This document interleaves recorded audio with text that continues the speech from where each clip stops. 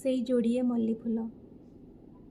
ପ୍ରେମ ମାନେ ତ ମୋ ପାଇଁ ଥିଲା ସେଇ ଯୋଡ଼ିଏ ମଲ୍ଲି ଫୁଲ, ଯାହାକୁ ମୋ ହାତେ ରଖି ତୁମେ କହିଥିଲ, ଏ ଫୁଲର ସୁଗନ୍ଧ ସିନା ଶେଷ ହେବ, କିନ୍ତୁ ଆମ ପ୍ରେମ ରହିବ ସଦା ଅବିଚଳ। ସେଦିନ ମୋ ଆଙ୍ଗୁଳିରେ ତୁମ ହାତର ସେ କ୍ଷଣିକ ମୃଦୁ ସ୍ପର୍ଶ ସତେ ଯେମିତି ଅନୁଭବ ହେଲା ମୋତେ ବିଜୁଳି ସମାନ ତୀବ୍ର ଓ ଗଭୀର। ଦୂରେଇ ଗଲି, ଫୁଲ ଯୋଡ଼ିରେ ଆଖି ଆବଦ୍ଧ କରି ମୁରୁକି ହସିଲି।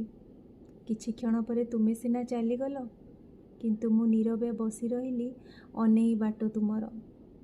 ସାଇତିଥିଲି ଫୁଲ ଯୋଡ଼ିକୁ ମୋ ଡାଏରୀରେ, ଯେଉଁଠି ମୋ ଲେଖା ସହ ତୁମ ସ୍ମୃତିର ସୁଗନ୍ଧ ମିଶି ମୋତେ ଅନେକ ରାତି ରଖିଲା ଉଜାଗର। କିନ୍ତୁ ତୁମେ ତ ଥିଲ ପ୍ରେମର ସୌଦାଗର। ପ୍ରେମ ଥିଲା ତୁମ ପାଇଁ ଏକ ଉନ୍ମାଦ, କ୍ଷଣିକ ଅଭିଳାଷ, ଏକ ଅସ୍ଥାୟୀ ଆବେଗ। ତୁମେ ତ ଥିଲ ପ୍ରେମର ସୌଦାଗର, ଏକ ନୂଆ ଉନ୍ମାଦର ସନ୍ଧାନରେ। ବଦନାମ ପ୍ରେମର ଏକ ଅଚିହ୍ନା ଗଳିରେ ତୁମେ କ୍ଷଣକେ ହୋଇଗଲ ଅଗୋଚର।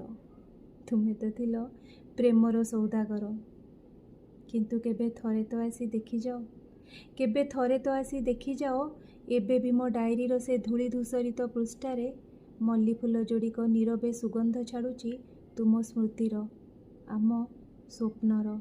ଥରେ ତ ଆସି ଦେଖିଯାଅ।